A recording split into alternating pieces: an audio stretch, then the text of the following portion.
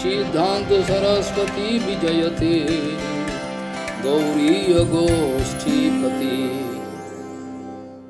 वंदे गुरुपद्वंद्वं भक्तबिंदसमन्वितं श्रीचैतन्य प्रभुं वंदे नित्यानन्दसहोदितं श्रीनन्दनन्दनं वन्दे राधिका चरणोदयं गोपीजनसमायुक्तं बिन्दावनं मनोहरं वाञ्छाकल्पतरुवस्य कृपासिन्धुभ्यश्च पतितानं पावनेभ्यो वैष्णवेभ्यो नमो नमः। मूकं करोति वाचालं पङ्गुं लङ्घयितगिरिं यत्कृपातमहं वन्दे परमानन्दमाधवं वृन्दावै तुलसीदेव वै पिया वै केशवस्य च कृष्णभक्तिपदे देवी सत्त्ववत्त्वयि नमो नमः। नारायण नमस्कृत्य नरं चैव नरोत्तमं देवीं सरस्वतीं व्यासं ततो जयो मुदीरये।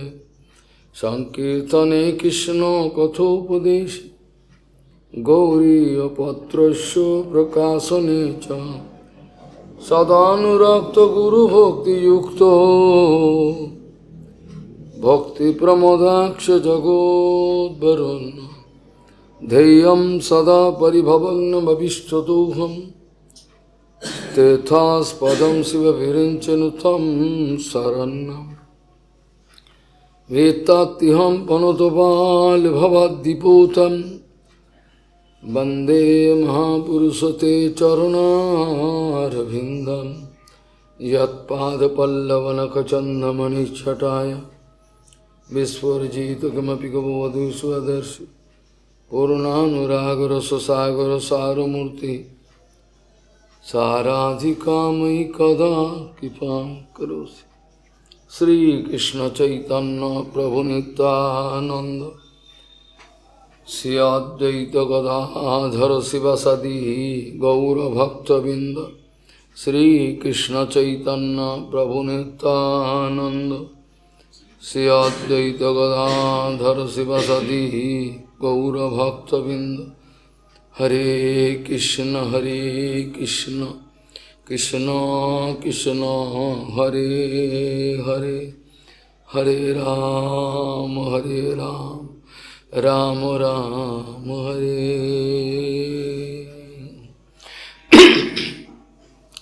आजानुलंबित भुजौ कनकाबदातो संकीर्तनैकपितरो कमलायताक्षो विश्वाम्बरो द्विजवरो जुगधर्मपालो वन्दे जगत्प्रियकरो करुणावतारो। हरे कृष्ण कृष्ण कृष्ण हरे हरे हरे राम राम राम हरे हरे। नमामि गंगे तव पादपङ्कजं सुरासुरैर्वन्दितो दिव्यरूपं भुक्तिं च मुक्तिं च ददासि नित्यं भावानुरूपेण सदा नरानं। गंगातरङ्गरमणीयजटाकलापं गौरी निरन्तरविभूषी त्ववामभागं नारायणो प्रियमनङ्गमदापहारं वाराणसीपुरपति भज विश्वनाथं। वागीशजुष्वदने लक्ष्मीर्यस्य च वक्षसि यस्यास्ति हृदय संवित् त्वं नृसिंहमहं भजे। हरे कृष्ण कृष्ण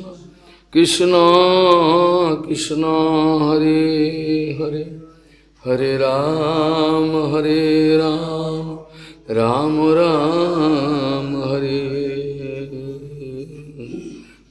यस्यास्ति भक्तिर्भगवती अकिंचना सर्वगुणैः सत्र समासतेश्वरा हरौ अभक्तस्य कुतो महद्गुण मनोरथेन सतो धवतो वै यस्यास्ति भक्तिर्भगवती अकिंचना सर्वगुणैः सत्र समासतेश्वरा हरौ अभक्तस्य कुतो महद्गुण मनोरथेन सतो धवतो वै। गौड़ीय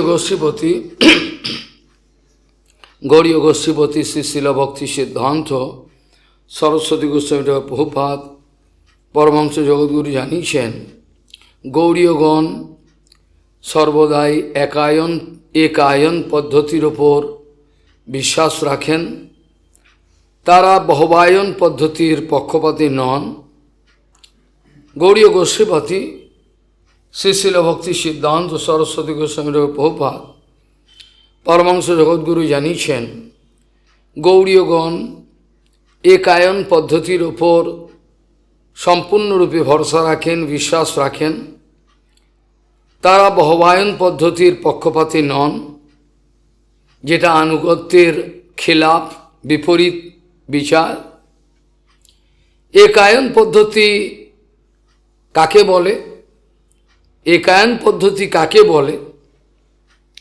प्रभुपाद बोलছেন एकायन पद्धति माने पारंपर्य क्रमे सम्पूर्ण विश्वास रेखे मूल जायगा मूल स्थान आकर्षण सेखान थेके आमादेर सेवा करार शक्ति सम्पूर्ण कृपा आमादेर उपर बर्षित होच्छे एवं सठिक पारंपर्य क्रम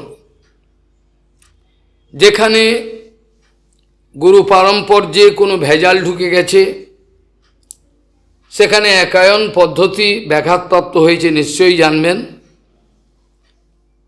प्रभुपाद उदाहरण दिच्छेन ठीक जेमन हिमालयेर उच्च शिखर थेके गोमुख थेके गंगा निर्गत हुए कृपा करते करते जे समस्त धारा जे समस्त स्थान पवित्र करते करते आज आमादेर काछे उपस्थित हয়েছেন। এই গঙ্গাকে আমরা আমাদের সন্নিকটে পেয়ে আমরা আমাদের জ্বলন্ত হৃদয়কে জোড়াতে পারি, স্নান পান সমস্ত কিছু আমরা করতে পারি, পবিত্র হতে পারি। কিন্তু এই গঙ্গা যদি কৃপা না করে আমাদের এত দূর পর্যন্ত আসতেন তাহলে নিশ্চয়ই আমাদের সবার পক্ষে বহু দূর দুর্গম সেই জায়গায় গিয়ে গঙ্গা স্পর্শ করা, পবিত্র হওয়া, অলৌকিক গঙ্গার মহিমা হয়তো আমরা শুনেছি কিন্তু দর্শন স্পর্শনের সৌভাগ্য হতো না, সবার পক্ষে হয় না। এত দূর দুর্গম দেশে গিয়ে গঙ্গাকে স্পর্শ করা, চান করা, পান করা এগুলো সম্ভব হয় না। ঠিক যেমনভাবে गंगार पवित्र धारा अलकानंदा मंदाकिनी भागीरथी विभिन्न रूप धारण करे आमादेर विभिन्न देश ग्राम पवित्र करते करते आज आमादेर बहु सौभाग्यक्रमे आमादेर एखाने उपस्थित हয়েছেন। ताई आमरा अनायासे गिये सेई तार कृपा आमरा लाभ करते पारी। ठीक सेई रकम भावे जेखाने सौतपन्था अर्थात गुरु पारम्पर्येर कोनो सठिक विन्यास नेই सेखाने এই ধরনের সুবিধার অভাব হয়, কোনো সেরকম ধরনের কৃপা পাওয়া সম্ভব হয় না। ঠিক সেই রকম ভাবে গৌড়ীয়গণ তাদের সমস্ত কিছু নিজ নিজ যত কৃতিত্ব আছে, যত কিছু তাদের নিজস্ব কৃতিত্ব আছে, যা কিছু শিক্ষাগত বা অর্থগত যা কিছু আছে সেগুলো সমস্ত তারা একায়ন পদ্ধতির মাধ্যমে সার্থকমণ্ডিত হতে দিতে চান। তারা নিজ নিজ আলাদাভাবে স্বতন্ত্রভাবে সেবা করবার একটা আলাদা বিচার তারা খোলেন না। তারা জানেন এইখানে যদি আমি সমস্ত কিছু অর্পণ করি তাহলে একায়ন পদ্ধতির মাধ্যমে এই যে সেবা আমি করলাম সমস্ত মহিমা অন্তিমে চলে যাবে সেই মূল স্থানেতে, আমাদের এর মধ্যে কোনো কিছু করবার নেই। প্রপাত অনেকবার এই কথাটা জানাচ্ছেন, অনেকবার অনেক স্থানে, আজকেও কথা আলোচনা করতে গিয়ে এইসব কথা আলোচনা করছিলাম। প্রপাত বলছিলেন যতক্ষণ পর্যন্ত আমরা আমাদের বিদ্যা, অর্থ, বিভিন্ন বৈভব, বিভিন্ন আমাদের বিচার বুদ্ধির উপর ভরসা রাখি, ততক্ষণ পর্যন্ত তাকে বলা হয় অভক্তি।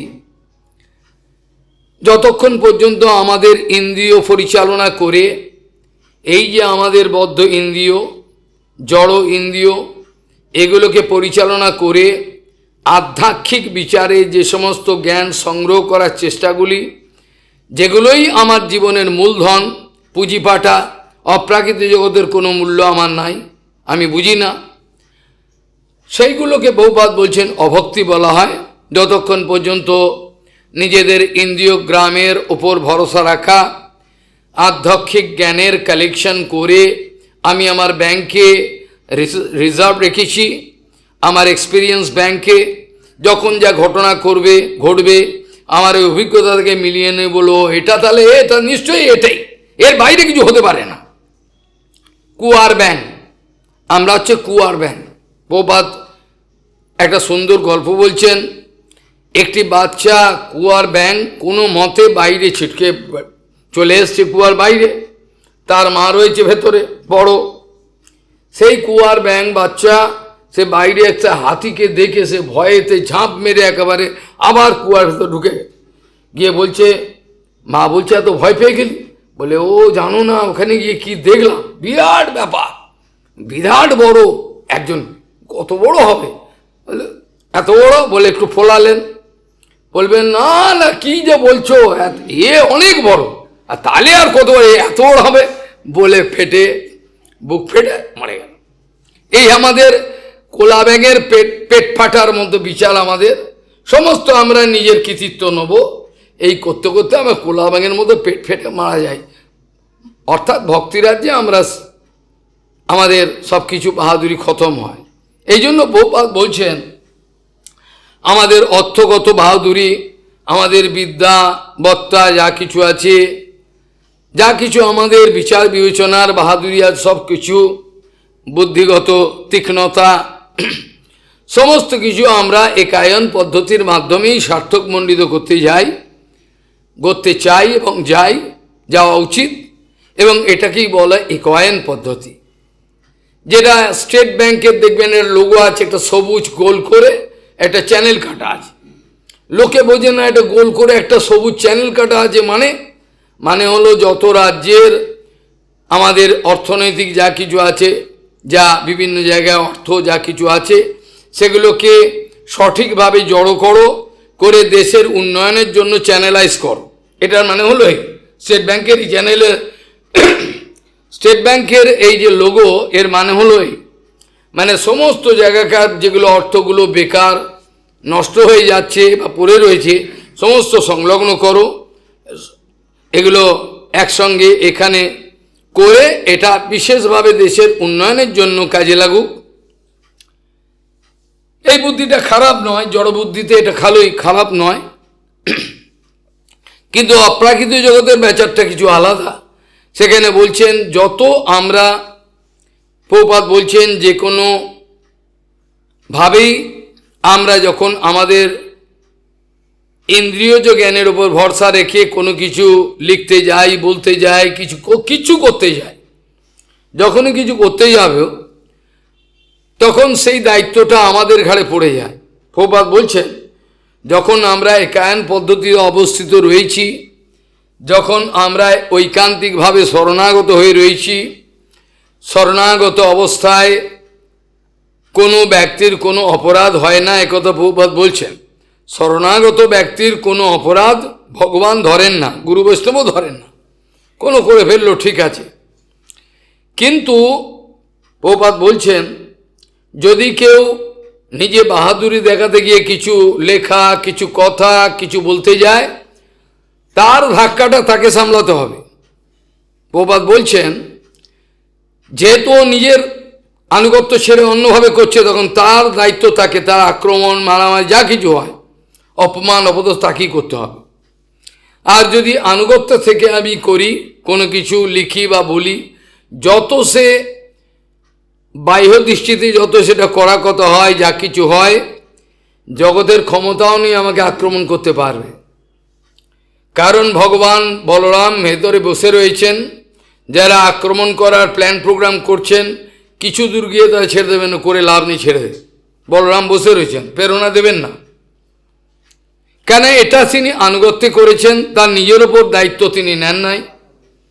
যখন আমরা গুরুবর্গের ওপর ভরসা রেখে সমস্ত সিদ্ধান্ত বিচার আদি ক্রিয়াকর্ম আচার আচরণ যা কিছু আমরা করি, যদি গুরুবর্গের কথিত, গুরুবর্গের যারা প্রদর্শিত বিষয়ের ওপর আমরা নির্ভর করি, তাহলে আমাদের তার জন্য লেখার জন্য যত কড়া কথাই বলি, যা কিছু বলি, তার জন্য আমাদের আক্রমণের মুখোমুখি হতে হবে না, কারণ এর দায়িত্ব যাবে তাদের। তারা বলেছেন আমি, এই জন্য প্রভুপাদ বারংবার এই কথাটা বলতেন, আমরা তাদের পাদত্রাণবাহী সেবক সূত্রে এই কথাগুলো বলেছি, লিখেছি। এই জন্য আমাদের এর মধ্যে কিছু করার নেই। গুরুবর্গ যা বলেছেন আমি কোনো পরিবর্তন করি নাই, কোনো বাহাদুরি দেখাতে যাই নাই, আমি সেগুলোই বলেছি। এই জন্য আমাদের উপর কোনো আক্রমণ আসবার কোনো প্রশ্নই আসে না। গৌড়ীয়গণ তাদের নিজ নিজ বিভিন্ন রকম তাদের গুণাবলী থাকতে পারে, তাদের বিভিন্ন রকমের গুণাবলী থাকতে পারে, বিভিন্ন তাদের সামর্থ্য থাকতে পারে, কিন্তু তার দ্বারা তারা নিজের কোনো কিছু হাসিল করতে চান না, বাহাদুরি হাসিল করতে চান না। তারা যা কিছু হয় সমস্ত কিছু তার জন্য কৃতিত্ব দাবি করেন না। এগুলো গৌড়ীয়গণের বাস্তব, গৌড়ীয় যারা স্বরূপাশ্রিত, গৌড়ীয় মঠের যারা স্বরূপাশ্রিত, তাদের এইটি লক্ষণ। তারা সমস্ত কিছু দিয়ে দেন গুরুদেবকে, সেই গুরুদেব তার গুরুদেবকে দেন, অর্থাৎ আমার পরম গুরুদেব, তিনি পরমেশ্বরী গুরুকে দেন, পরমেশ্বরী গুরু। এইভাবে সমস্ত কিছু তারা যত বাহাদুরি, যত কৃতিত্ব আকর্ষণে আরোপ করে নিজে নিষ্কিঞ্চনভাবে থাকতে চান। এটা যে কত বড় আনন্দের কথা, এটা আমি আপনাদের যে কোনোভাবেই বোঝাতে পারবো বলে মনে হয় না। কিছু না থাকার, কিছু মাথায় বোঝা না থাকার যে আনন্দটা, এটা আমি ভগবানের গুরুদেবের ইচ্ছায় আস্বাদন করে নিয়েছি। আপনারা কখন করবেন, কিভাবে করবেন তা আমি বলতে পারবো না, কিন্তু বিশ্বাস করুন, কিছু না থাকার যে আনন্দ, খোলা মাঠে খোলা আকাশের নিচে, এই আনন্দটা আমি পেয়ে, ওই জন্য আপনারা আমাকে বৈভব দেখিয়ে কাবু করতে পারবেন না। আমার সেই আনন্দ কোনো আনন্দ দেয় না। যদিও আমাকে যুক্ত বৈরাগ্যের কথা, প্রভুপাদের আদেশ পালন করার জন্য আমাকে সব রকম যুক্ত বৈরাগ্যের জিনিসগুলো গ্রহণ করতে হচ্ছে। অন্তঃকরণে যা আছে তাই আছে, ভগবান জানেন। সেই জন্য কেউ বাইরের বৈভব দেখিয়ে বা প্রতিষ্ঠা দেখিয়ে আমাকে কাবু করা ভগবানের ইচ্ছায়, তাদের কৃপা, এটা আমার আনন্দ লাগে না, আমি আনন্দ পাই না, এর মধ্যে কোনো সুখ পাই না। যে শ্লোক দিয়ে শুরু করা হয়েছিল, সে শ্লোক শ্রীমদ্ ভাগবতী মহাপুরাণের শ্লোক।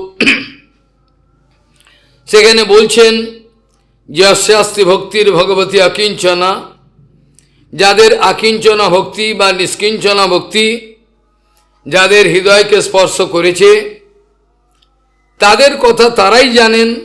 বাইরে কোনো ভাষণ দিয়ে এগুলো বোঝানো যাবে না। অনুভবের কথা দু চারটে বলা যেতে পারে, তাতে আপনাদের হৃদয়ে স্পর্শ করবে কিনা আপনারা জানেন। কারণ যার যেরম সংস্কার, কাউর অল্প কথাতে জীবন পরিবর্তন হয়ে যায়। অল্প একটা কথা শুনলো, পুরো জীবন বৈরাগ্যময়, বুঝে গেল আর কিছু নেই।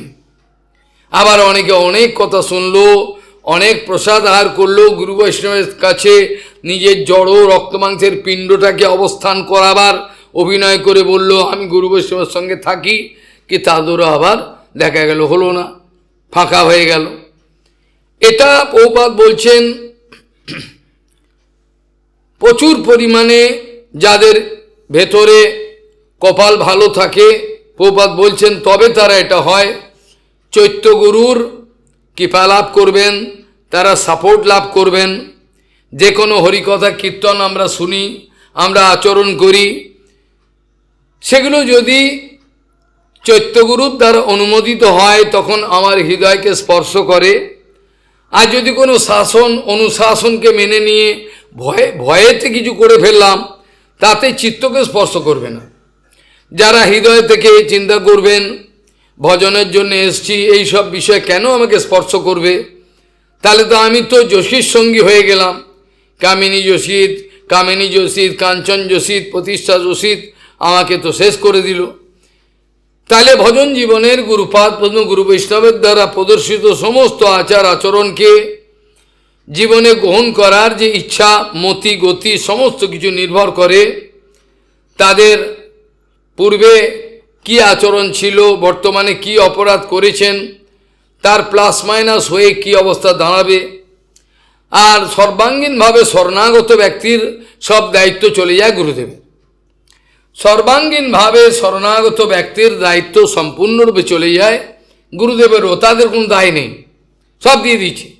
যারা ভক্তিবিনোদ ঠাকুর কীর্তনেতে বলছেন পরিষ্কারভাবে, সর্বস্ব তোমার চরণে সপিয়া পড়েছি তোমারও ঘরে, তুমি তো ঠাকুর তোমারও কুকুর বলিয়া জানো মোরে, এই কীর্তন আছে।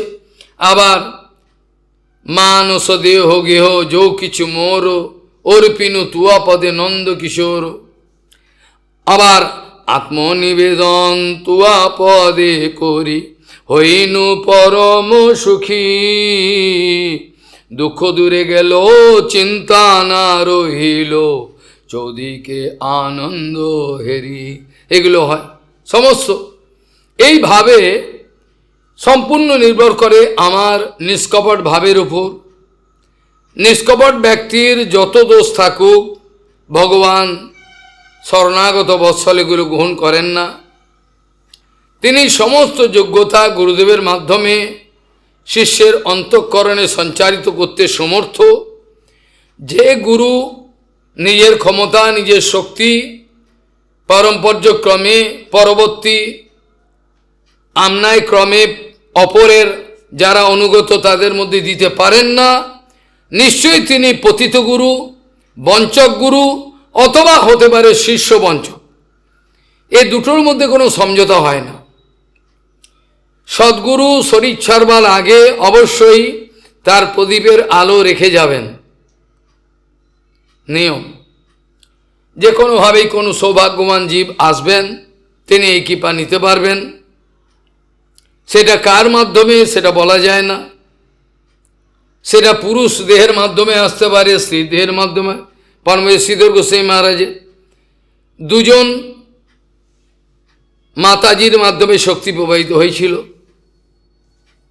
আশ্চর্য বিষয়। এগুলো বলা যায় না কিভাবে প্রবাহিত হবেন, কেন, সব কিছু নির্ভর করে কে কতটা পরিমাণে শরণাগত, সর্বস্ব দিতে পেরেছেন কিনা।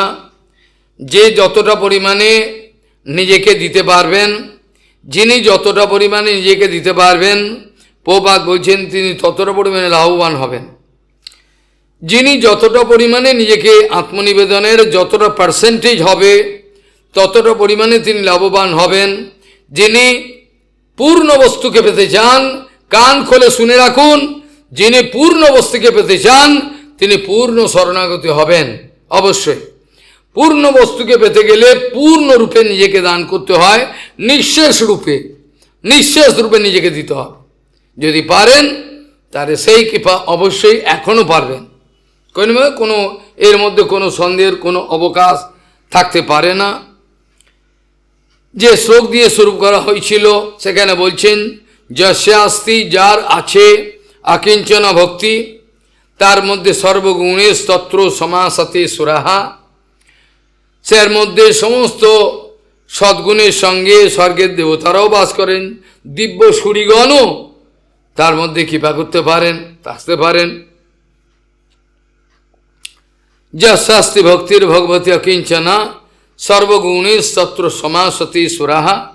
আর যিনি অভক্ত হরির ভক্ত নয়, একটু আগেই শুরুতে যে ব্যাখ্যাটা প্রভুপাদ করেছেন, বহু কথা বলবার কোনো প্রয়োজন নাই, অল্প কথায় যেটা প্রভুপাদ বলেছেন, যিনি এখনো পর্যন্ত নিজের বদ্ধ ইন্দ্রিয় গ্রামের সঞ্চালন করে নিজের বিচার বুদ্ধি, নিজের মনকে পরিচালিত করে যে জ্ঞান আহরণ করবেন, তার মধ্যে কোনো সারবত্তা নাই, তার মধ্যে কোনো ভাইটাল কিছু নাই।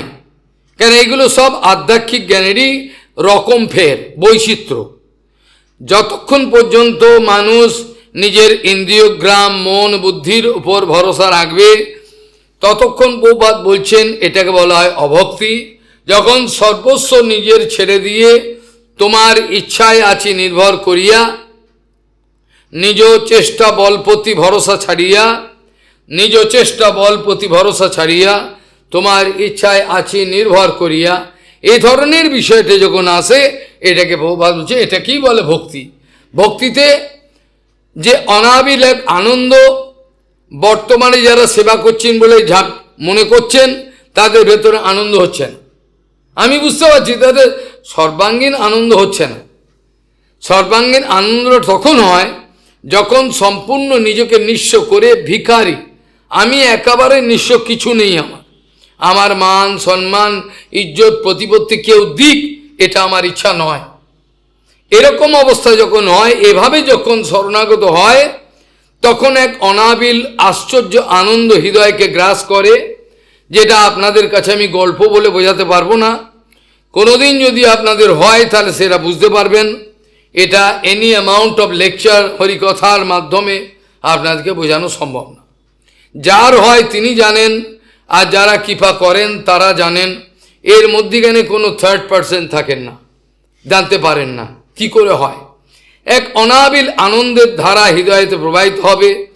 তখন যত ঝগড়া, তখন দোষ দর্শন মারামারি সমস্ত বন্ধ হয়ে যায়, সমস্ত ফাজলামি, এই সমস্ত ফাজলামি তখন বন্ধ হয়ে যায়। যত ফাইলামি, অপরের দোষ ধরা, কেন সব কিছুর মূলে নির্ভর করছে আমার অন্তরের ভালোবাসা। কেন গুরুপাদ পদ্মের কাছে এসে সবার আনন্দ হয়, কেন হাসে, কি কারণ, এটা বুঝবার চেষ্টা করবেন। কি কারণে গুরুপাদ পদ্মের কাছে এসে সবাই হাসে, কেন এত আনন্দ হয়, কেন সেই সময়ের জন্য সব ভুলে যায়। কারণ ওদের ভেতরে এক অনাবিল আনন্দ রয়েছে। তারা কোনো অভিনয় করেন না, একে ভালোবাসার অভিনয়, ওকে ভালো, এটা করেন না, একে ঘৃণা করেন, ওকে ভালো, এরকম নয়। তাদের ভালোবাসাটা এমনই একটা পর্যায়ে নিহিত আছে যেটা বলরাম থেকে এসছে। এই জন্য তাদের কোনো হাঙ্গামা থাকে না। তারা যে কোনোভাবে, প্রভুপাদ বলতেন যে যত পরিমাণে এই নিম্ন পরিস্থিতি মানে আমাকে অধীন থাকতে হচ্ছে। প্রভুপাদ বলতেন যে যতটা পরিমাণে কড়া শাসনের অন্তর্গত হয়ে নিজেকে সব পরিবেশের সামঞ্জস্যময় আবিষ্কার করবেন, নিশ্চয়ই জানবেন তার শরণাগতি আছে। বোঝা গেল? যে কঠোর শাসনের অনুবর্তী হয়ে যে কোনো পরিস্থিতিতে সবার সঙ্গে একটা এমন একটা আশ্চর্যময় সমন্বয় হয়ে যায়, কাউকে ঘৃণা নেই, সে কাউর দোষ দেখেই না। তার কাছে এলে কেন জানি না, তার কাছে এলে আমি নিজেকে অ্যাডজাস্ট করবার জন্য ব্যস্ত হয়ে যাই। উনি এটা চাইছেন, আমি এটা করলে ভালো হবে, কিন্তু আমি, আমার বাবারও ক্ষমতা নেই কাউকে ঘাড় ধরে কোনো সেবা করা হয় না। আমি কাউকে এদেরকে আমি ঘাড় ধরে সেবা করবো আমার কোনো অধিকার নেই, আমার অধিকার নেই। আমি তাদেরকে কিনে আনিনি, তারা নিজে থেকে এসছেন, আমাকে ভালোবেসে এসছেন। আমাকে তারা যদি ভালোবাসেন, আমার অন্তঃকরণে যদি সেবার ইচ্ছা থাকে, তারা সেটা বুঝে সেবা করবার জন্য ব্যস্ত হবে। ওই জন্যই নরহরি প্রভুর কথা পরের বছর থেকে হয়তো সব গুরুবর্গে শুনবেন। একটা আশ্চর্য ক্ষমতা ছিল নরহরি প্রভুর মধ্যে। গৌড়িয়া মঠের মা, তার সঙ্গে কেউ ঝগড়া করার কোনো সুযোগই পেত না, তার সঙ্গে ঝগড়া করার কোনো সুযোগই নেই। কি করে করে অনাবিল সেবার আনন্দে ডুবে রয়েছেন, চোখ বুঝে কত আনন্দ। কখন তিনি খান, তিনি কখন প্রসাদ পান, কখন ঘুমন, কখন ওঠেন, কেউ জানে না। ঠিক যেমন আমাদের দ্রৌপদী মা ছিলেন, কখন তিনি ঘুমোতেন সবার পরিপাটি করে, কখন উঠতেন, কখন তিনি পেতেন, কেউ জানে না। এই আশ্চর্য গুণাবলী বৈষ্ণবের মধ্যে থাকা সম্ভব হয় যদি তারা আনুগত্য করে। যারা বাহ্যে আনুগত্য করছেন, অন্তরে তাদের জ্বালাপোড়া রয়েছে, নিশ্চিত জানবেন তার আনুগত্য নাই, নিশ্চিত জানবেন। এগুলো কিন্তু আমি অঙ্কের মতো বলছি, আমি অঙ্ক করে দেখিয়ে দেবো। যাদের মধ্যে সে অপ্রাকৃত জগতের আনন্দ স্পর্শ করেছে, যারা অনাবিল এক সেবার সুখের মধ্যে নিজেকে ভাসমান দেখছেন, তাদের মধ্যে কোনো জ্বালাপোড়া থাকতে পারে না। যদি থাকে নিশ্চয়ই সেবা আনন্দ দেয়নি। কি আনন্দ পেয়ে, নুন অন্ন পেয়ে, আলু চোকলা দিয়ে, যেগুলো কুকুরে খায় না, যে কচু যেগুলো চাকা চাকা দাগ, যেগুলো ফেলে দেয় লোকে, ওগুলো নিয়ে এসে ওগুলো করে আনন্দ খেয়ে শুয়ে আনন্দ। আর বিশ্রাম করতে গিয়ে যেই মনে পড়লো সঙ্গে সঙ্গে লম্পটে জ্বালিয়ে আবার লিখে নিন। এই যে কি আনন্দ, এটা আমি আপনাদের কাছে ব্যাখ্যা করতে পারবো। কম্পিউটারও নেই, কোনো অ্যাডভান্স টেকনোলজি নেই, কোনো কিছু কারো সাহায্য নেই। আপনারা সাক্ষী, এগুলো সব ভগবান তো সাক্ষী আছেনই, আপনারা সাক্ষী। কিভাবে সকাল থেকে রাত পর্যন্ত আনন্দে কেউ তো আমাকে আনন্দ দেয়নি, কে দিয়েছেন? সেই গুরুবর্গ। এখনো সেই আনন্দ, বৃন্দাবনে ছেঁড়া কাপড়ে সে মাদুকুরি করা আনন্দ, সেটাও এক আনন্দ। আর এখনো এই মাদুকুরি ভিক্ষাই এখন একটা আলাদা আনন্দের কোনো অভাব নাই। যদি জ্বালা পড়া হয়, ভেতর জ্বলতে থাকে, মুখের আকৃতি, চোখ, চাউনি, ভক্তের স্নিগ্ধ চাউনি, তার দিকে তাকালে, তার সঙ্গে দুটো কথা বললে হৃদয়টা শীতল হয়ে যায়, তার কাছে আসতে ইচ্ছে করে, তার দুটো কথা শুনতে ইচ্ছে করে, কারণ তিনি ভালোবাসেন, স্নেহ করেন। শুনলেই একেবারে কেন জানে হৃদয়ে একটা আনন্দ সঞ্চারিত। এগুলো কোনো নাটক নয়, এগুলো আপনারা মনে করবেন কাল থেকে আমিও অভিনয় করব, পারবেন না। এগুলো অভিনয়ের বিষয় নয়, যার হয় সেই জানে, তিনি জানেন। যেটাকে বলেন রসামৃত সিন্ধুতে রূপগোস্বামীপাদ এটাকেই লিখেছেন প্রেরণাম সর্বজগতাম। কেন জানি না সবাই আতিথেয়তা পায়, এরা আতিথ্য পাচ্ছে। গুরুবর্গ কিছুই দেননি, তার কাছে কিছু নেই, এসে আতিথ্য পাচ্ছে। আতিথ্য মানে হসপিটালিটি, এরা আতিথ্য পায়। কি জানি না কি যে সুখ আছে ওর কাছে এলে, হাসি মুখে ওনার কাছে দেখি আনন্দ হয়, এটা একটা আলাদা আনন্দ। এগুলো আপনাদের ব্যাখ্যা করে বলা যাবে না। যদি আপনারা চেষ্টা করেন অন্তর থেকে, আমার মনে হয় নিশ্চয়ই ভগবান দেবেন, কারণ আপনাদের ঠকে যাওয়ার সম্ভাবনাটা খুব কম। ঠকতে পারেন, কিন্তু ঠকার সম্ভাবনাটা কম যদি আপনাদের মধ্যে সিনসিয়ারিটি থাকে। আপনাদের ঠকার সম্ভাবনা কম, এটা আমি কথা দিতে পারি, কিন্তু নিজেকে নিজে ঠকালে আমার আর কিছু করার থাকবে না। যে শ্লোক দিয়ে শুরু করেছিলাম, যেখানে আলোচনা প্রসঙ্গে বলা হচ্ছিল ইয়াস্যাস্তি ভক্তির ভগবতী অকিঞ্চনা, যাদের অকিঞ্চনা ভক্তি, নিষ্কিঞ্চনা ভক্তি, উত্তমা ভক্তি, এগুলোকে বলা হয়। এর মধ্যে অনেক কথা থাকতে পারে, মূল কথাটা হলো এই, আমার সমস্ত ক্রিয়াকর্ম, আমার চলা ফেরা, আমার কিছু করা, দেখা, শয়ন করা, আমার সমস্ত ক্রিয়াকর্ম আমার জীবনের ভগবানের সন্তুষ্টি বিধানের জন্য। যদি আমি 4-5 ঘন্টা বিশ্রাম করি, সেটাও ভগবানের সুখবিধানের জন্য যেন হয়। আমার বিশ্রামটা যেন আমার সুখের জন্য না হয়। এটা যে কত বড় কথা, এটা বুঝতে আপনাদের অনেক দেরি আছে। বিশ্রাম করা, দুটো কিছু গ্রহণ করা, কেউ কাঁদছে আমি কিছু ভিক্ষা দেবো আপনাকে, সে নিতে চাইছে না, এ অর্থনৈতিক অবস্থা ভালো না, কিন্তু না নিলে কাঁদবে, দুঃখ পাবে, ঠিক আছে দাও, কিছু দাও। যেটা মাধব গোস্বামী মাঝে মধ্যে, গুরু মাঝে মধ্যে দেখা গেছিল, তিনি হরিকথা বলে পাঞ্জাবে গাড়িতে উঠতে যাচ্ছেন, এক জায়গায় একটি ভিখারি চিৎকার করছে, একটি মহারাজ মহারাজ দানান, আর তার সেবকগণ উপে হ্যাঁ দূর হ এরম বলছেন।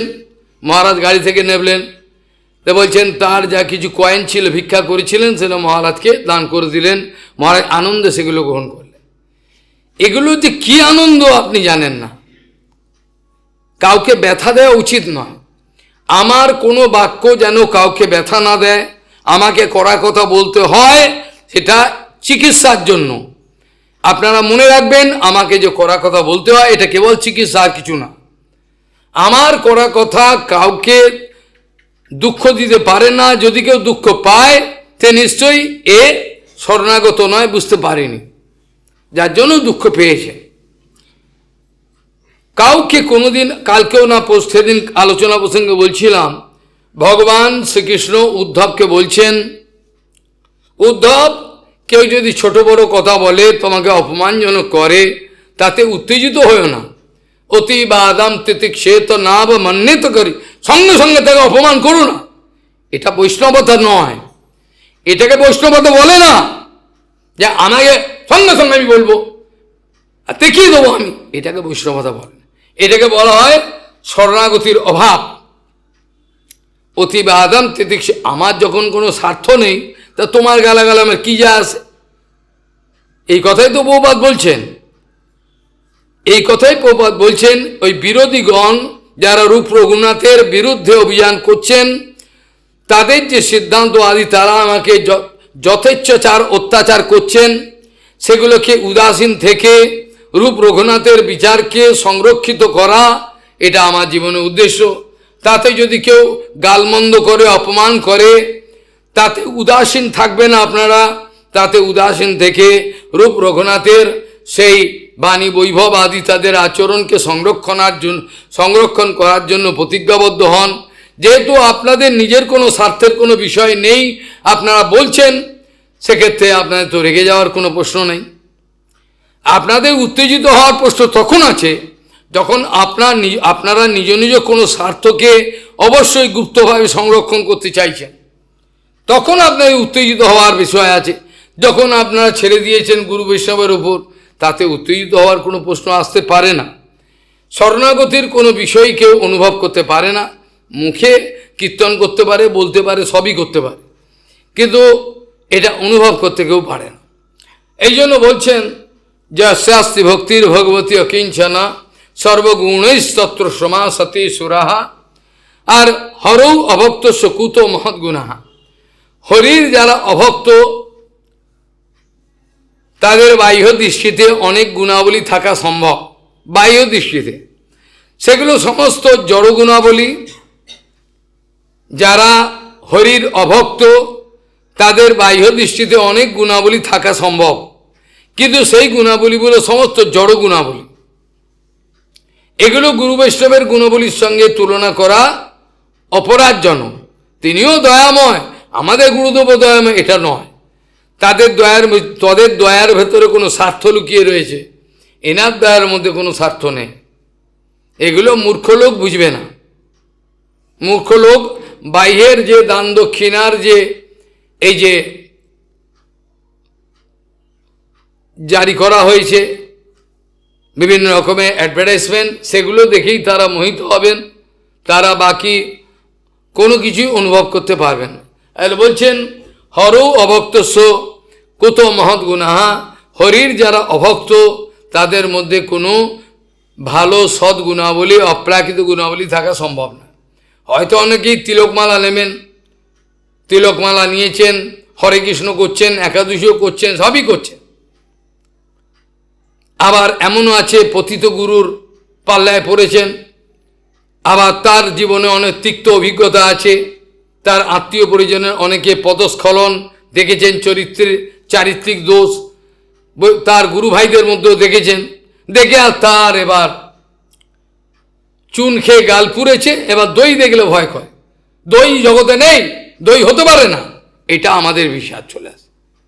আমরা এতটাই পাষণ্ড যে আমাদের বিশ্বাস রাখতে পারি না যে সবাই অর্থ করি, প্রতিষ্ঠা, কামিনী কাঞ্চনের পেছনে দৌড়াচ্ছেন। এই বিষয়টাই প্রমাণ করবে যে আপনি মায়াবাদী, আপনার বিশ্বাসই নেই, আপনার বিশ্বাসই নেই। কাজেই হরির যারা অভক্ত তারা তিলকমালা করে থাকুন, যাই করুন, তারা হরির অভক্ত মানে হলো গুরু বৈষ্ণবের বিরোধী। তারা বাইরে তাদের তিলক ফিলক সব আছে, কিন্তু বিরুদ্ধে অভিযান করছেন গুরু বৈষ্ণবের। তাদের মধ্যে কোনো মহৎ গুণাবলীর কোনো সম্ভাবনা থাকতে পারে না। মহৎ গুণাবলী মানে বৈষ্ণবের যত 26টা গুণাবলী, এগুলো তাদের মধ্যে থাকা সম্ভব না।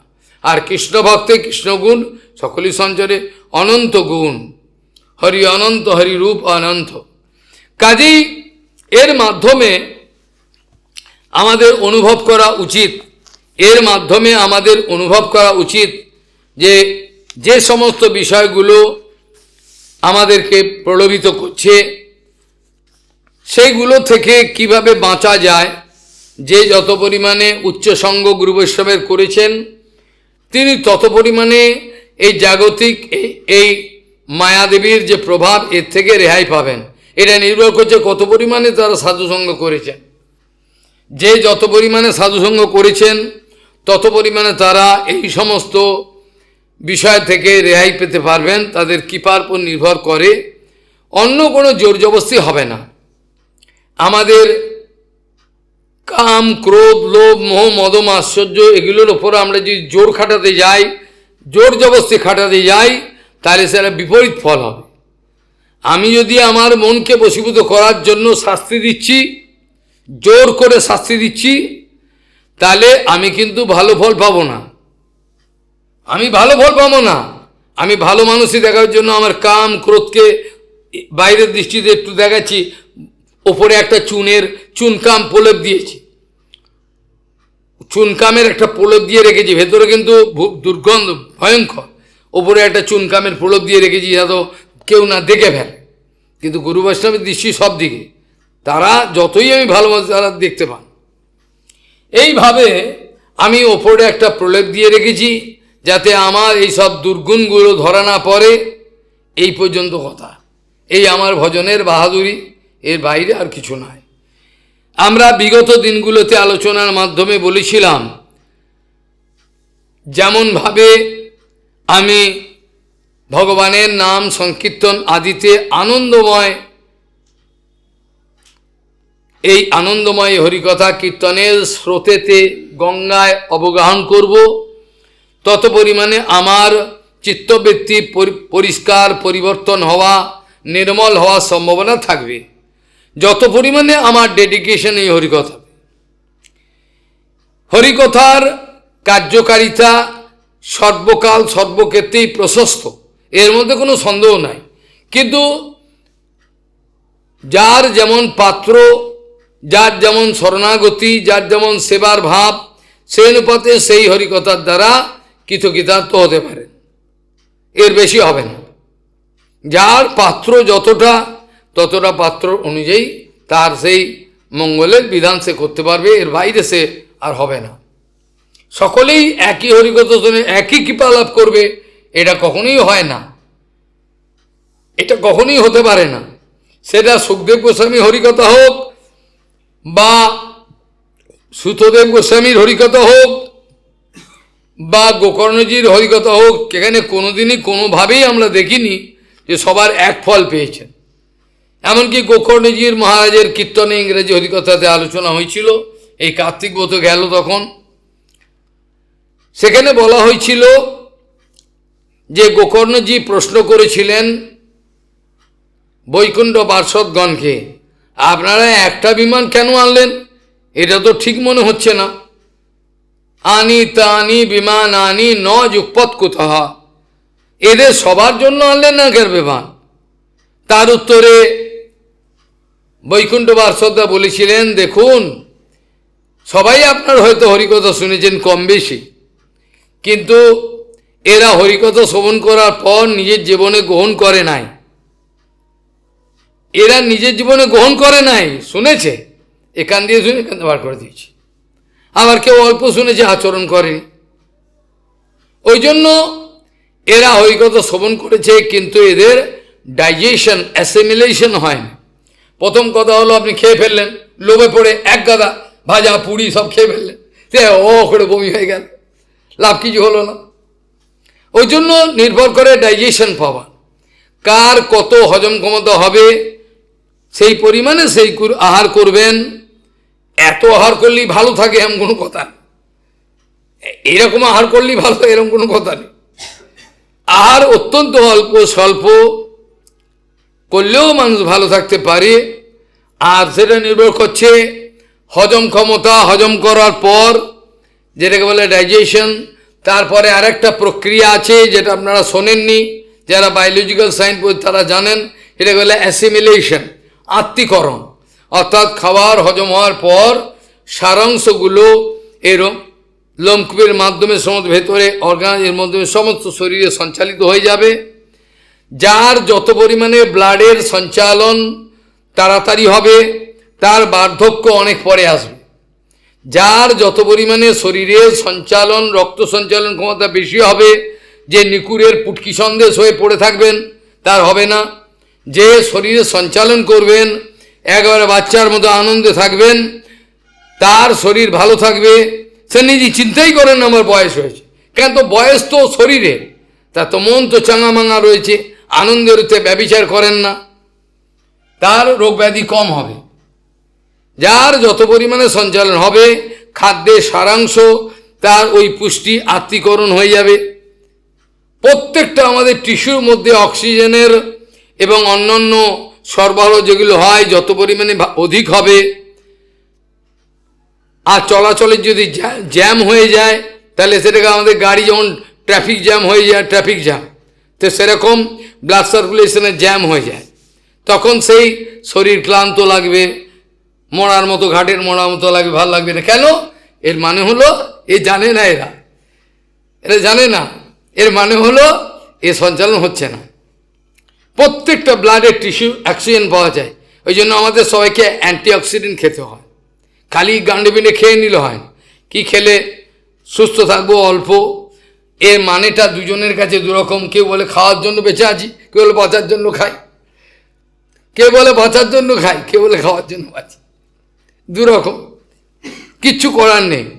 এরা বলছেন, আমরা আলোচনা করেছিলাম বিগত দিনে, যথা যথা আত্মা পরিমিজ্যতে অসৌ মৎপন্ন গাথা সবনো বিধানই তথা তথা আত্মা পরিমিজ্যতে অসৌ মৎপন্ন গাথা সবনো বিধানই। যথা যথা আত্মা পরিমিজ্যতে অসৌ মৎপন্ন গাথা সবনো বিধানই তথা তথা পশ্যতি বস্তু সূক্ষ্ম চক্ষুষা এব অঞ্জন সম্প্রযুক্তম হতে পারে। তারপরে আমি বলেছিলাম বিষয়ান ধাতশ্চিত্তম বিষয়েষু বিসর্জতে মাম অনুস্মরতশ্চিত্তম মই এব প্রবলীয়তে। সর্বদা আমার গুরু বৈষ্ণব ভগবানের স্মৃতি আছে, অথচ আমার অ্যাক্সিডেন্ট হয়ে গেল, হতেই পারে, এটা কেজাখুড়ি কথা, হয় না, এ হবে না। এটা শাস্ত্রে প্রতিজ্ঞা করে বলেছে, আমি গুরু বৈষ্ণবের স্মৃতি রয়েছে অথচ আমার সব অ্যাক্সিডেন্ট হয়ে গেল, হয় না, এটা হয় না। এটা বলছেন হরির স্মৃতি সর্ববিপদ বিমোক্ষণম। এরা ধ্রুব মহারাজকে স্মরণ করিয়ে দিয়েছিলেন। ধ্রুব মহারাজকে স্মরণ করে দিয়েছিলেন কে?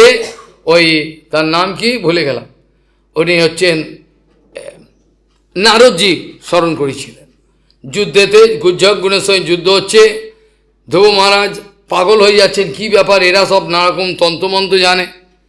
তখন ওপর থেকে ভগবান নারদজি মহারাজ বলছেন, হরি স্মৃতি হে সর্ব বিপদ বিমোক্ষণম, গুরু স্মৃতি হে সর্ব বিপদ বিমোক্ষণম, গুরু স্মৃতি সর্ব বিপদ বিমোক্ষণ।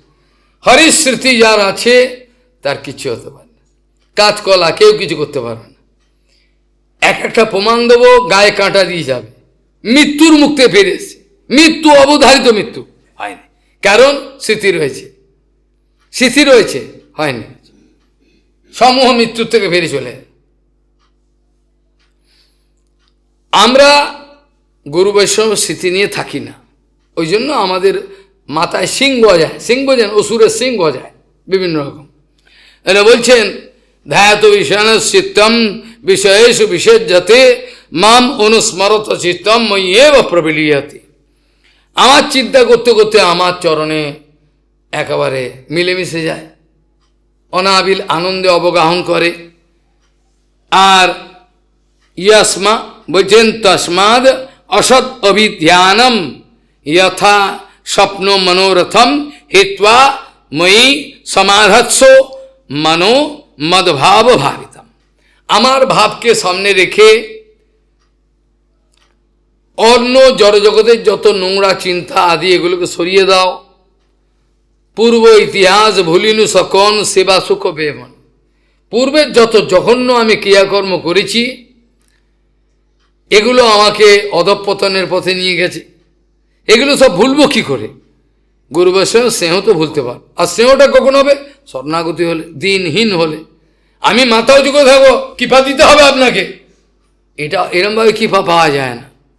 আস্ফালন করে চেঁচিয়ে ওরা দেখতে পান যার বিনম্র ভাব, নরম, একেবারে দিনহীন, এমনি কৃপা যায়। গুরুপাদ বলতেন, এই দেখো দণ্ডবোধ করে বাবা ওঠে না, আমাকে ইঙ্গিত করতেন, দেখো দণ্ডবোধ করে ওঠে না, কত ভক্তি বলতেন। কেন বাইরে ওই রকম বলছেন? প্রথমে দণ্ডবোধ মানে হলো সর্বাঙ্গীন শরণাগতি, অহংকারের অভাব। দ্বিতীয় কথা হলো মুখে বলতে হবে, বাঞ্ছাকল্পদোষ বলতে হবে, না বললে দণ্ডবোধ পুরো হলো না। এরা জানেই না, সব করে বল দণ্ডবোধ করে এ করতে হয়, তার সঙ্গে মনটাকেও তার চরণে দিতে হয়, না দণ্ডবোধ পুরো হয় না। ওই করে দণ্ডবোধ একবার মাত্র গুরু বৈষ্ণব দণ্ডবোধ সর্বসিদ্ধি হয়ে যায়, কিন্তু করতে জানে না। বাহ্য দৃষ্টি দণ্ড, ওটা হচ্ছে কার্সি ভিজিট, ওটাকে দণ্ডবোধ বলে না। যাই হোক, এই হলো কথা। এগুলো সব ছেড়ে দিয়ে জড়জগতের যা কিছু এগুলোকে জলাঞ্জলি দিয়ে হিত্বা মই সমাধৎস, আমাতে সমাহিত করো মনকে, আর মনের মধ্যে মদভাব ভাবে, আমার ভাবেতে বিভাবিত হয়ে যাবে। যে যা চিন্তা করে তার ভাবই তার মধ্যে আসে। আমি যদি এক কামিনী কাঞ্চনের চিন্তা করি, আমার মধ্যে ওই ভাবই আসবে। আমার মধ্যে কেদা প্রভুপাদের ভাব আসবে? আসতে পারে কখনো? বিষয়াসক্ত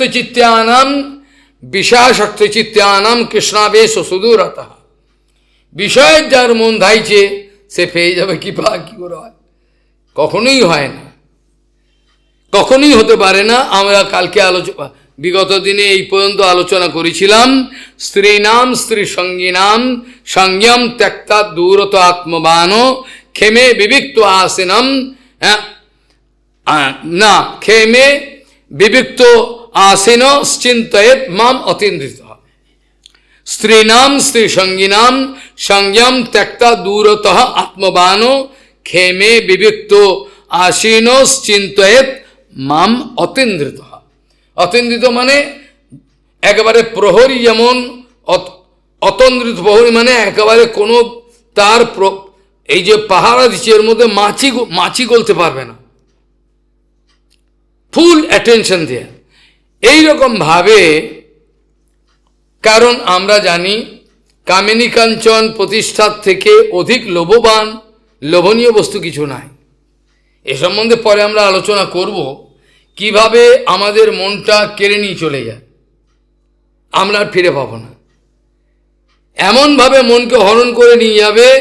আজকেই বোধহয় এদের মঠের কাছ দিয়ে যাচ্ছিলাম, যার মুখ দেখে ভুলে যাবে হরি তার মুখপানে চেয়েও না, কেউ গাইছিল ওখানে ওদের মঠে, দরজাটা ভেজানো, আমি শুনছিলাম, আসছিলাম আজকেই যাওয়ার সময় সাইকেলে।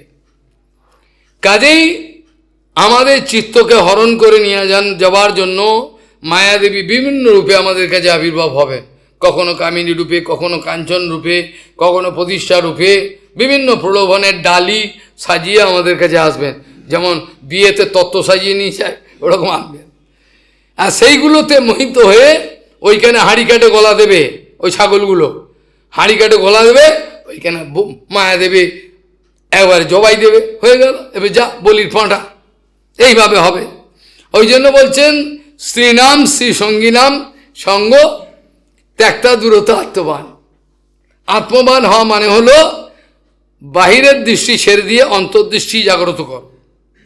তোমরা বাইরে এই চুনি লাইটের মতো চোখ দিয়ে দেখছে কোথায় কি আছে, এটা যে একটু গেলে দিলেই হয়ে গেল, দুটো খোঁচা দিয়ে গেলে দিলেই হয়ে গেল, আর হয়ে গেল, পিন্ডি ছটকে গেল, আর দেখতে পারল, বড় বড় চোখ করে দেখে সব শেষ হয়ে গেল। ওই জন্য শাস্ত্র বলছেন ঋষিকেশ সেবনম ভক্তির উচ্চত। ইন্দ্রিয়গ্রামগুলো যদি ভগবানের সেবায় না লাগাই, তাহলে যখন খুশি ভগবান চোখ গেলে দিল, কান কালা করে দিল, বেলা গেল, কেন বাজে কাজে লাগিয়েছিলি, এবার মর, ভালো হয়েছে। আশ্চর্য দেখুন, সেই ইন্দ্রিয়গ্রাম সব রয়েছে, কিন্তু আত্মা চলে যাওয়ার কাজ করছে না। যে ইন্দ্রিয়গ্রামের নেশাতে বড় বলবান মনে করেছিল, কানে পুঁটলি গজে দিয়ে শুনছে সব আরামের কথা, এবার হয়ে গেল ভগবান যখন গেলে দিল ফোড়াটা, সব হয়ে গেল। সেই ইন্দ্রিয়গ্রাম থাকবে, দেহটা যখন পড়ে থাকবে, আত্মা চলে যাবে, ওর ইন্দ্রিয়গ্রাম কিছু করবে না। সেই চোখ আর দেখবে না, সেই কান আর শুনবে না, সেই নাক আর শুঁকবে না, সেই জিহ্বা, কোনো ইন্দ্রিয় আর কাজ করবে না। কারণ ইন্দ্রিয়ের অধিষ্ঠাত্রী দেবতা ঋষিকেশ, তার ক্ষমতাতে আমরা এতদিন করছিলাম, তিনি নিয়ে নিয়েছেন, কিছু করার, তিনি নিয়ে নিয়েছেন, তা নিয়ে নিয়েছেন, কিছু করার, কিচ্ছু করার নেই। কাজে আমরা বোধহয় মাসখানিক বা মাস দুয়েক আগে আলোচনা করছিলাম যে এত বড় বন্ধন, ন তথাস্য ভবেদ বন্ধু বন্ধশ্চ অন্য প্রসঙ্গত যশিত সংজ্ঞাদি যথা পুংস তথা তৎসঙ্গী সঙ্গতা। যশির সঙ্গ করা উচিত না, আর যশির সঙ্গ যারা করেন তাদের সঙ্গ করবে না, তাদের সঙ্গ করবে না, সে যেই হোক তার সঙ্গ করবে না। কাজেই বলছেন এতটা বড় বন্ধন, ভগবান বলছেন এত বড় বন্ধন রুদ্ধ হওয়ার কিছু তো হয় না। ন তথাস্য ভবেদ বন্ধ বন্ধস্য অন্য প্রসঙ্গ, অন্য প্রসঙ্গেতে এত বড় বন্ধন হয় না। যতটা বন্ধন হয় যশিত সংজ্ঞাদ যথা পুংস তথা তৎসঙ্গী সঙ্গ। এখানে যশিত বলতে কেবল কামিনী যশিত তা নয়, কামিনী যশিত, কাঞ্চন যশিত, প্রতিষ্ঠা যশিত, সমস্ত যশিত, মানে যোষা মানে যেটাতে আমার ভোগ বুদ্ধি থাকবে, যেটাতেই আমার ভোগ বুদ্ধি থাকবে সেটা আমার পক্ষে যশিত। আমার গৌরী মঠের বাগানের মধ্যে ভালো গোলাপ ফুল দেখে একটা ফুলে নিলাম, এটা আমার যশিত হয়ে গেল, গোলাপ ফুলটা আমার পক্ষে যশিত হয়ে গেল। বাগানের আনারসগুলো দেখে আমার লোভ, দুটো একটা পেলে ভালো হতো, যশিত হয়ে গেলাম আমি। চৈতন্য মঠে দর্শন করতে এসছে, আমি 100 পরিষ্কার, এই ছাগল কুকুরগুলো, যাই হোক চৈতন্য মঠে এসছে, এটি তো বড় তাদের নমস্কার। এবার রাধাকুণ্ডের তীর দাঁড়িয়ে বলছে, দেখ দেখ কতগুলি মাছ, এটা খাইলে ভালো হইতো না, বাঙাল ভাষায় বলছে, মানে এই মাছগুলো রয়েছে এগুলো খেলে ভালো হতো ধরে ধরে, কিন্তু এটা যে কৃষ্ণ সেবার বস্তু, এটা বুদ্ধি নেই। কৃষ্ণ সেবার ও মাছটাকে খাবে চিন্তা করছে, ও ভাবছে না চৈতন্য মঠে এত সুন্দর জায়গা, দিঘিতে মাছগুলো কৃষ্ণের সুখবিধান করছে, এটা বুদ্ধি নেই। কাজেই যে বুদ্ধি, যদি টাকাটার প্রতি আমার লোভ হয়, সে আচার্য হোক, যে হোক, আচার্যের বাবা হোক, যদি তার কোনো অর্থ করি লোভ থাকে, সে যশির সঙ্গী, অর্থের পেছনে আরো চাই আরো চাই, অর্থের লোভ, অর্থ লাভ এই আসে, ভূমিয়া ফেলি দেশে দেশে, আবার অর্থের জন্য মিথ্যে সিদ্ধান্ত বলি, মিষ্টি কথা বললে আর বেশি করে টাকা পাবো, এগুলো সমস্ত শাস্তি পাবে পাবে পাবে, কেউ এড়াতে পারবে না। এই জন্য বলছেন এইগুলো সব বন্ধনের কারণ। যারা দিব্য চোখ উন্মীলন করেছেন, এই চোখ দিয়ে কিছু দেখা যায় না, এই দুটো চোখ দিয়ে কিছু দেখা যায় না। দিব্য চোখ যখন উন্মীলন হয়, যেটা প্রভুপাদ বারবার বলতেন, মন্ত্রের অক্ষর মাত্র কানে নেওয়া, এটাকে দীক্ষা বলা যায় না। কে শোনে বলুন আমার কথা, কোন পাগল শুনবে? এ কথা বারবার প্রভুপাদ বলছেন যে মন্ত্রের উপদেশ মাত্র, মন্ত্রের উপদেশ মাত্রই যে এটা দীক্ষা তা নয়, মন্ত্রের উপদেশ মাত্রই দীক্ষা হয়ে গেল তা নয়, মন্ত্রের উপদেশ মাত্র দীক্ষা হয় না। দীক্ষা কথার অর্থ হলো দিব্যজ্ঞানের উন্মেষ, যার জড় দর্শন চলে গেছে, দিব্য চোখ, সে আর কোনো মেয়ে ছেলে বাটে ছেলে দেখে না, কোনো ভোগ্যবস্তু তার নাই, এটাকে বলে দিব্য দর্শন। সে বিপরীত পরিস্থিতিতে অনুকূল দর্শন করেন, ভগবানের এটা ইচ্ছা, ভগবান ইচ্ছা করে করেছেন, নিশ্চয়ই তো আমার মঙ্গল এর মধ্যে আছে, অধৈর্য হওয়া উচিত নয়। এখন যে আমি এই ভয়ঙ্কর পরিস্থিতিতে রয়েছি, নিশ্চয়ই এর মধ্যে ভগবানের কোন একটা উদ্দেশ্য আছে, ভগবান নিশ্চয়ই এর ভেতরে একটা উদ্দেশ্য আছে গোপন, আমাকে নিশ্চয়ই মঙ্গল করবেন। একটা জীবনে ধাক্কা পাওয়া দরকার, যদি আপনার জীবনে ধাক্কা না পান, কখনো হরিভজন করবেন না। ওই স্টিরিওটাইপ, সকালে উঠবো, চান করবো, জলখাবার খাবো, বাজারে যাব, ওই হবে, কিচ্ছু হবে না।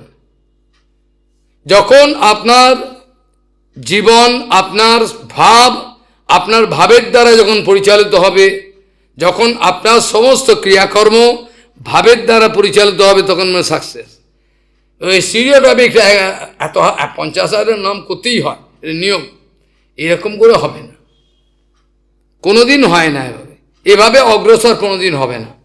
সমস্ত ক্রিয়াকর্ম যখন আমার ভাবের দ্বারা নিয়ন্ত্রিত হবে, সে ভাবের ঘরে যেন আবার অভাব না থাকে। সে ভাবের ঘরে আবার যদি অভাব থাকে তাহলে কিন্তু মুশকিল। মাধবেন্দ্রপুরী ভাব ঘরে চুরি কবু না করিল জানো। মাধবেন্দ্রপুরী ভাব ঘরে চুরি করেন নাই। আমরা বিভিন্ন ভাবের ঘরে ভাব কেলি দেখাই। আরে তোমার নাম করে, তোমার নাম ভগবানের নাম হচ্ছে কি না, অপরাধ থাকতে হয় না। বেশি করে সেবা করি, ঠিক আছে, আমি করি সবার সঙ্গে মিলে সুন্দরভাবে। যত দম্ভ অহংকার থাকবে আমি পবিত্র, আমি সবচেয়ে উপরে, এভাবে হয় না, কোনোদিন সে উঠতে পারে না। যতক্ষণ নিজেকে নিচু জ্ঞান না করবে, আমার মতো অপদার্থ কেউ নাই, আমার মতো দিনহীন, আমার মতো পশু, যেটা কৃষ্ণদাস কবিরাজ গোস্বামী দৈন্য করে বলছেন।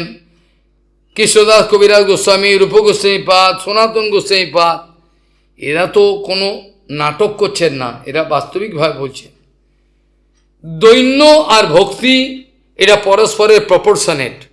যে পরিমাণে যার যত দৈন্য আবির্ভাব হয়েছে, সে পরিমাণে জানবেন সে অপ্রাকৃতিক জগতের রহস্য জানতে পেরেছে। যে যত পরিমাণে দৈন্য এসছে, দৈন্যের সঙ্গে ভক্তির প্রপোর্শনের আছে। যত ভক্তি এসছে নিশ্চয়ই জানবে দৈন্য, সে যত কড়া কথাই বলুক, ভেতর ফেটে যায়, চোখের জল ফেলেন তিনি। বাইরে তিনি কড়া কথা বলতে পারেন, কিন্তু বলতে হয় এটা চিকিৎসার জন্য। অন্তকোষে মা কেশব বলতেন, এগুলো বলতে হয়, কিন্তু অন্তরে দৈন্য। প্রভুপাদ এক জায়গায় বলছেন যে চূড়ান্ত দৈন্য না থাকলে কেউ কড়া কথা বলতে পারে না, চূড়ান্ত দৈন্য তার। তাই জন্য বৃন্দাবন দাস ঠাকুর মহাশয়ের বলবার অধিকার আছে, তবে লাথি মারু তার শিরের ওপরে। কতটা দৈন্য তার আছে নিত্যানন্দ চরণ। এর মধ্যে অনেক রহস্য। দৈন্য থাকা মানে ভগবানের সঙ্গে একাত্মতা প্রাপ্ত হবে, ভগবানের স্মৃতি, ভগবানের সেবার সঙ্গে। তার মানে তাকে অপমান করা মানে ভগবানকে অপমান করা, তাকে অপমান করে তার গুরুদেবকে অপমান করা। যেমন মেনকেতন নামদাসকে অপমান করলো, সে অপমানের ঠেলাটা সামলাতে হলো, পাষণ্ড হয়ে গেল রাতারাতি।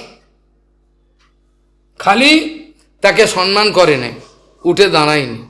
এই যে এলো নিত্যানন্দ, এলো তার হৃদয়ে বসে, তাতে কি হলো?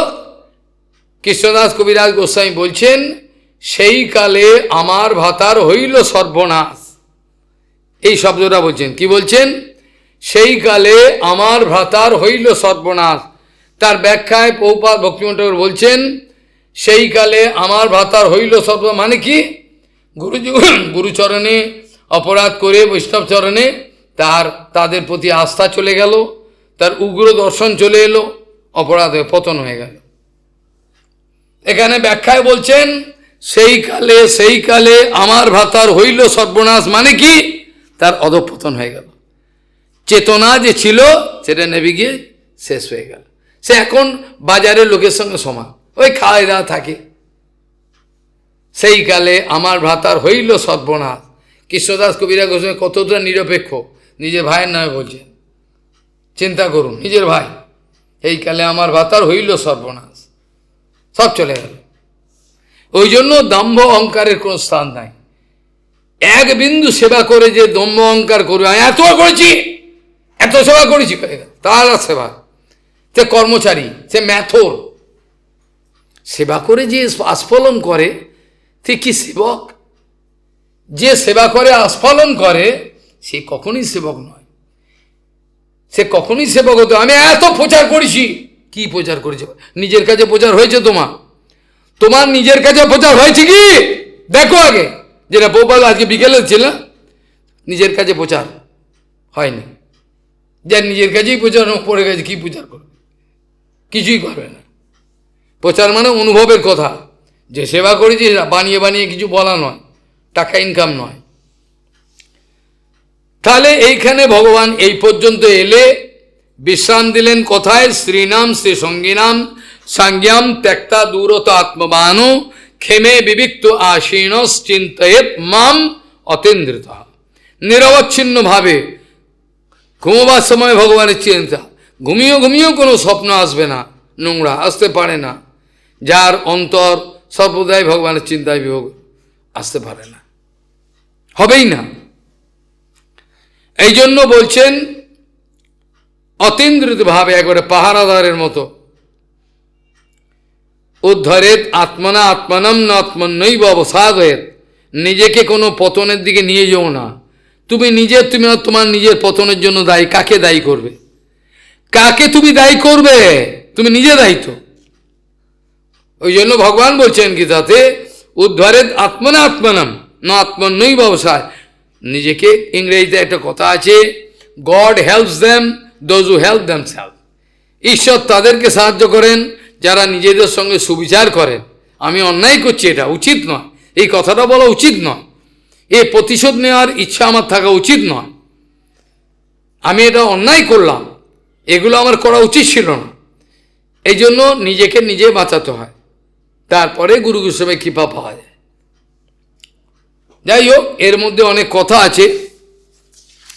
যে যার সর্বাঙ্গীন শরণাগতি হয়ে গেল, অনেক উল্টো কাজ করে ফেললো, সর্বাঙ্গীন শরণাগতির মাধ্যমে আত্মার কোনো দোষ সব ঠিক হয়ে যাবে। যেটা ভগবান প্রতিজ্ঞা করে বলছেন যে আমি তার ভেতরে থেকে যদি সে করে ফেলে বিকর্ম যচ্চোৎপতিতম কথঞ্চিত, ভালো করে শুনে রাখুন, বিকর্ম যচ্চোৎপতিতম কথঞ্চিত ধুনোতি সর্বম হৃদি সন্নিবিষ্ট। কি বলছেন? বিকর্ম যচ্চোৎপতি কথঞ্চিত, বাই চান্স একটা নোংরা কাজ হয়ে গেছে, হয়ে কি করব? বিকর্ম যচ্চোৎপতিতম কথঞ্চিত ধুনোতি সর্বম হৃদি সন্নিবিষ্ট। তার ভেতরে আমি ঢুকে তার ধৈর্যকে নির্মল করব, যদি তার শরণাগতি থাকে, লাইন করব না, তার ঠেলা সে সামলাক, যা পারে করুক। তাহলে এবার এখনো পর্যন্ত ভগবান শ্রীকৃষ্ণ বলবার পর উদ্ধবজি মহারাজ আবার প্রশ্ন করছেন। শ্রী উদ্ধব উবাচ, উদ্ধবজি মহারাজ বলছেন যে প্রভু যথা ত্বম অরবিন্দাক্ষ যাদৃশম বা যদাত্মকম ধ্যায়েত মুমুক্ষু রেতৎমে ধ্যানম মে বক্তুম অর্হসি। কিভাবে আপনার চিন্তা করবে, কিভাবে আপনার সঙ্গে সংলগ্ন হয়ে থাকবে নিরন্তর।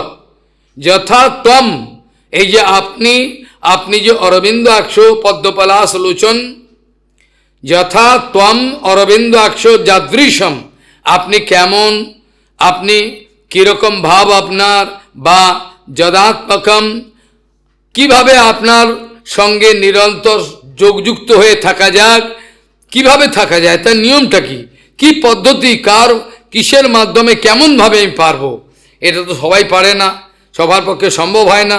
এই বলছেন যথা ত্বম অরবিন্দাক্ষ যাদৃশম বা যদাত্মকম ধ্যায়েত মুমুক্ষুর এতৎ মে ধ্যানম মে বক্তুম অর্হসি। বলছেন এখানে যে কিভাবে আপনার উদ্ধব বললেন, এ পদ্মপলাশ লোচন, যারা এই বন্ধন থেকে মুক্ত হয়ে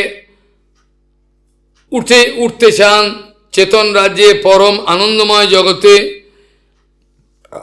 আপনি কেমন, আপনার কি যদ স্বরূপে যে প্রকারে ধ্যান করেন, এবং আমি বা আপনার কিরূপে ধ্যান করব তা আমার নিকট বলুন, আমাকে বলুন কিভাবে আমি আপনার সঙ্গে সংযুক্ত হয়ে থাকতে পারবো। এর মধ্যে যেন কেউ অন্য কিছু না বোঝে। উদ্ধবজি মহারাজ যে প্রশ্নগুলো করেছেন, আবার গীতাতে অর্জুন যে প্রশ্নগুলো করেছেন, এগুলোর মধ্যে আমাদের অনেক সন্দেহ আসতে পারে। অর্জুন যদি ভগবানের নিজজনই হয়ে থাকেন, তাহলে তার এসব প্রশ্ন করার তো কোনো যুক্তি ছিল না। ভক্তিবিনোদ ঠাকুর এক জায়গায় লিখছেন, অর্জুন যুক্তাত্মা, অর্জুন কোনো বদ্ধজীব নয়, অর্জুন কোনো বদ্ধজীব নয়, অর্জুন কোনো বদ্ধজীব নয়, অর্জুন যুক্তাত্মা। তথাপি তিনি এই ধরনের প্রশ্নগুলো কেন করলেন? কারণ যদি ওই ধরনের প্রশ্ন না করতেন তাহলে 18টা অধ্যায় হতো না, আমাদের যার যা অধিকার সেই অনুপাতে আমরা ঔষধ পেতাম না। কেন এক একজন এক এক অধিকার, গীতা পড়ে কেউ কর্মযোগ, জ্ঞানযোগ, ধ্যানযোগ, রাজগুহ যোগ অনেক কিছু করতে পারেন, যার যেরকম অধিকার। অন্তিমে গিয়ে ভক্তিযোগ, তখন ভগবান বলছেন এখন যত বলেছি ওগুলো ছেড়ে দাও। উদ্ধবকেও তা বলেছে, যা বলেছি ওগুলো ছেড়ে দাও, এখন যেটা বলছি শোনো। এগুলো আমাকে বলতে হয়েছে, তুমি যদি মনে করো তোমার জন্য বলছি উত্তরগুলো, তাহলে আমি লজ্জিত হব। আমি তোমাকে সামনে রেখে, জগতের পাত্র অপাত্র কত আছে তোমাকে সামনে রেখেছি, রেখে তোমার মধ্যে রাখলাম একটা পাত্র চাই, তুমি যার যা অধিকার অনুযায়ী বলবে, আর তারা যদি অধিকারী হয় আসল কথাটা বলে দেবে, ভক্তির কথা। এই জন্য উদ্ধবজি মহারাজ প্রশ্ন করছেন যে যথা ত্বম অরবিন্দাক্ষ যাদৃশম বা যদাত্মকম ধ্যায়েত মুমুক্ষুর এতৎ মে ধ্যানম মে বক্তুম অর্হসি। এটা আপনি যদি দয়া করে আমাকে বলেন তাহলে ভালো হয়। ভগবান এবার শুরু করবেন কিভাবে আমাকে ধ্যান করতে হয়, ধ্যায়েত কথা বলেছে। এবার এটার মানে এই নয় উদ্ধবকে ভগবান এইটি করতে বলছেন, এটা সামনে রেখেছেন।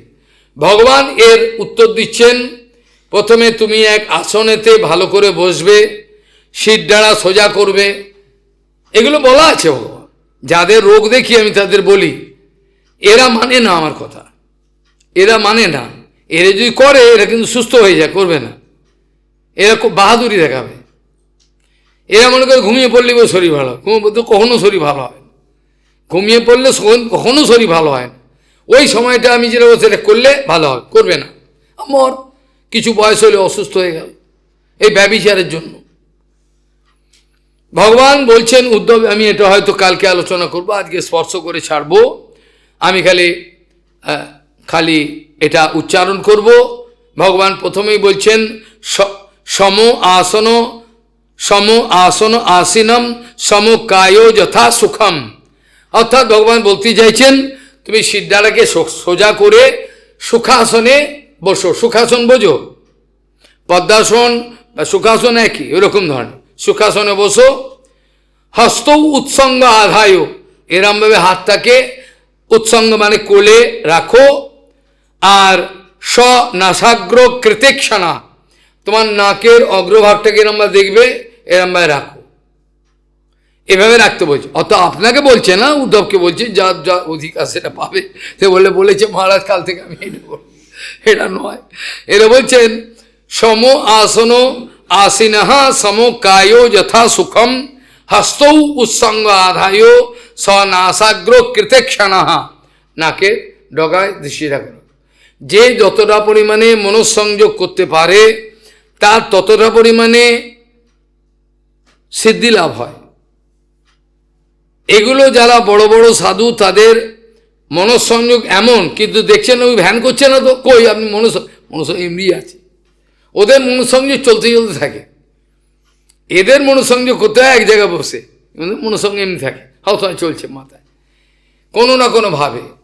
তারপরে বলছেন, আমি কালকে ব্যাখ্যা ভগবানের ইচ্ছায় করা যাবে, প্রাণস্য সদেত মার্গম পুর কুম্ভ করে চকই, পূরক কুম্ভক এবং রেচক এতবের দ্বারা যে প্রাণবায়ুকে শোধন করো।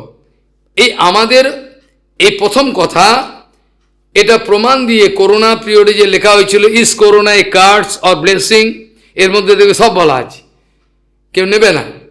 ওখানে বলা যে যতটা পরিমাণে স্তোত্র পাঠ করলো, ভগবানের যত বেশি সেবা করলো শ্বাসের, তার কোনোদিন করোনা হয়নি। এটা পরীক্ষামূলকভাবে দেখা গেছে। যে রোজ শ্রাদ্ধায় করে, শ্রাদ্ধায় করতে থাকে, ওই সময় তো 18,000 শ্লোক গীতা সব কখন হয়েছে, ওই সময় হয়েছে। এত কখন হলো, আর ঘন্টা আর হবে না। ভাগ্যি ভালো করোনা এসেছিল, নাহলে হতো না। করোনা হয়ে পুরো পুরো বন্ধ করে দিল, লক আপ, তখন হলো, নালে হতো, এখন আমার বাবার ক্ষমতা নেই, এত ব্যস্ততা। কাজেই যোগ বুঝে কাছি মারে, গুরু বৈষ্ণবকে ভগবান বুদ্ধি দেয়, এই সময় কর এটা, ঠিক বুদ্ধি দিয়ে দেয়, অন্য সময় হবে না কোনোদিনই। হ্যাঁ বলছেন আজ এখানে বিশ্রাম দেওয়া দরকার, কাল আলোচনা করা যাবে, আজ অনেক রাত হয়েছে, আপনাদের যেতে হবে।